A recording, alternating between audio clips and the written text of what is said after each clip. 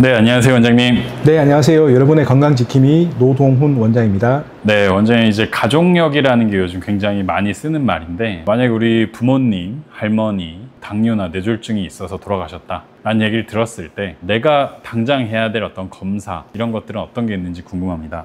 네, 가족력은 무시할 수가 없습니다. 아주 큰 질병의 리스크 팩터가 되겠죠. 사람이 태어나서 살아갈 때 부모로부터 유전자를 물려받아서 우리가 태어나잖아요. 그리고 나머지 절반은 살아가는 환경에 차이가 있을 겁니다. 제 생각에는 우리 개인의 건강을 구성하는 두 가지 큰 축이 이제 부모로부터 물려받은 건강 상태, 유전자가 될 것이고, 나머지는 이제 본인이 그 살아가는 삶의 절반이라고 생각을 하는데, 그렇기 때문에 가족력이 매우 중요하다고 볼 수가 있습니다. 그래서 특히 뭐 뇌졸중이나 당뇨 가족력이 있다면은 이제 좀 관리를 좀 해야 되겠죠. 제일 먼저 해야 될 것은 우리가 쉽게 할 수 있는 것부터 해야 되겠죠. 혈압을 측정을 합니다. 혈압은 제가 칼럼에도 썼지만 침묵의 살인자라고 합니다. 수축기 혈압이 200 이상이 되어도 어르신들이 증상이 없는 경우가 많고요. 그래서 저희가 그런 사례를 몇 차례 겪고 나서 그 응급으로 혈압을 떨어뜨리는 약을 지금 가지고 다니거든요. 요즘에는 뭐 인터넷으로 쿠팡으로도 한 8, 9만 원 정도면은 살 수 있게 하나 사서 일정 시간 측정하는 게 좋고요. 혈당 검사도 하는 게 좋습니다. 혈당은 바늘로 손가락을 찔러서 측정을 하기도 하고, 요즘은 기술이 많이 좋아서 피부에 붙이고 있으면 스마트폰 앱으로 볼 수 있는 연속 혈당 측정기도 나왔습니다. 요거는 좀 이제 붙였다 뗐다 해야 되고 이런 불편함이 있긴 하지만 이제 뭐 요양보호사나 아니면 가족분들이 좀 챙겨둘 수 있을 것 같고요. 아니면은 혈액 검사 중에서 3개월 정도의 평균 혈당을 측정할 수 있는 당화혈색소 검사가 있습니다. 요걸 한번 받아보시는 게 괜찮습니다. 저희도 가서 이제 어르신들의 영양 상태가 나빠지거나 했었을 때는 검사를 권유합니다.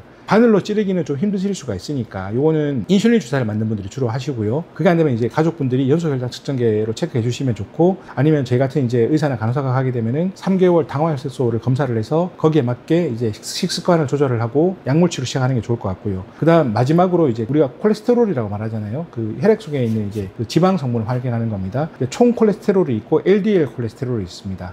좀 안 좋은 거라고 하고요. HDL 콜레스테롤은 이제 혈관에 있는 그런 찌꺼기를 낮춰주니까 좋은 거라고 하잖아요. 이런 것들은 이제 혈액 검사를 통해서 조금 확인하면 좋습니다. 요거는 이제 일상적으로 꾸준히 할 수 있는 거고, 이제 만약에 이런 거에서 좀 위험이 보인다고 한다면은 병원에 가서 할 수 있는 것이 경동맥 초음파라고 해서 이제 목에 요게 초음파로 확인을 해보면은 동맥이 좀 좁아져 있거나 혹은 뭐 혈전이 있거나 이런 것들을 확인할 수가 있고요. 만약에 혈전이 있다면은 뇌혈관을 막거나 심혈관을 막을 수 있으니까 조치를 빨리 취할 수가 있을 거고요. 그 다음에 MRI 같은 거 찍어볼 수가 있을 겁니다. 이거는 이제 건강검진 같은 걸 할 때 보통 MRI는 두 가지 정도의 방식으로 쓰는데, 그 중에 MRA라고 해서 뇌혈관 상태를 좀 더 집중적으로 보는 게 있습니다. 모야 병이라고 해서 혈압이 높거나 아니면 혈관이 약해진 부분에 이렇게 풍선처럼 부풀어 오르는 것들, 뭐 아니면 막힌 것들, 이런 것들을 좀 빨리 발견할 수 있기 때문에 이제 MRA 같은 걸 할 수가 있습니다. 요거는 이제 병원에 가서 할 수 있는 거고요. 일상생활 속에서 우리가 할 수 있는 건강검진 같은 경우에는 이제 당뇨 환자들은 망막 손상이 많이 나타나기 때문에 이제 안과에서 한 번씩 망막 검사를 해보는 게 좋습니다. 이거는 이제 안저 검사라고 해서 조금 이제 안과에서만 볼 수 있는 것들이 있습니다. 이런 것들을 하는 게 좋고, 이거보다 좀 더 좋은 게 체중과 허리 둘레를 많이 재보거든요. 비만이나 복부 비만 이런 것들은 아무래도 인슐린 저항성을 높이기 때문에 당뇨를 유발하게 되고, 그러면 혈관이 나빠지게 됩니다. 내가 이제 그러한 가족력이 있다, 절반은 유전이기 때문에 나도 그런 위험성이 생길 수 있다라는 것을 감안하시고 평상시에 혈압, 혈당, 그 다음에 이제 그 콜레스테롤, 중성지방 관리를 하셔야 되고 체중 관리를 해주시고,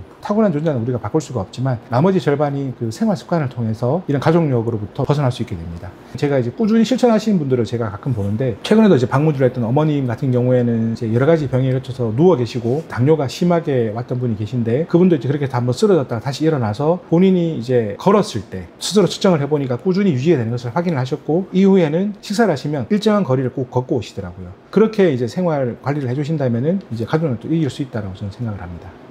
방문 진료를 많이 하시는데, 방문 진료 하실 때 그런 가족력 때문에 질병을 치료하시는 분들의 비율이 얼마 정도 되는지 좀 궁금합니다. 방문 진료의 특성은 제가 지금 주로 이제 의정부나 양주, 뭐 동두천, 연천 이쪽으로 많이 다니고 있는데요. 경기 북부 지역에 있다 보니까 저희가 이제 방문 진료를 하시는 분들이 자녀들과 떨어져서 사시는 분들이 많고요. 그러면 이제 저희는 뭐 방문요양센터나 혹은 요양보호사들과 이야기를 하는 경우가 많습니다. 그런데 그 중에서 이제 그 자녀들이 관심이 있는 분들이 있어요. 그러면 이제 우리가 가는 걸 알고 그 시간에 맞춰서 전화 통화를 하거나, 아니면 그것도 이제 여의치 않은 경우에는 이렇게 메모로 써서 주시는 분들이 있어요. 그러면 이제 우리는 이제 그분들하고는 대화를 할 수가 있잖아요. 가족력 좀 물어보기도 하고.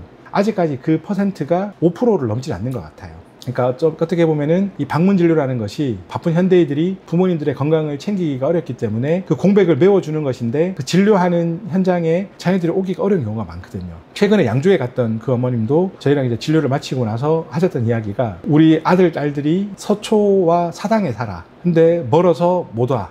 지금은 도로가 잘 뚫렸지만 그 어머님은 밖에 잘 못 나가시니까 잘 모르시는 것 같고, 실제로 또 바쁜 현대인들이 그렇게 오기도 쉽지가 않고 좀 그런 게 있습니다. 그래서 방문진료를 하는 입장에서는 사실은 이제 어르신들에 대한 정보를 많이 파악을 해야지 거기에 맞는 최적의 의료적인 해결책을 제시해 줄 수 있기 때문에 사실은 이제 가족들을 만나면 좋긴 하죠. 근데 현실적으로는 좀 어려운 것 같습니다.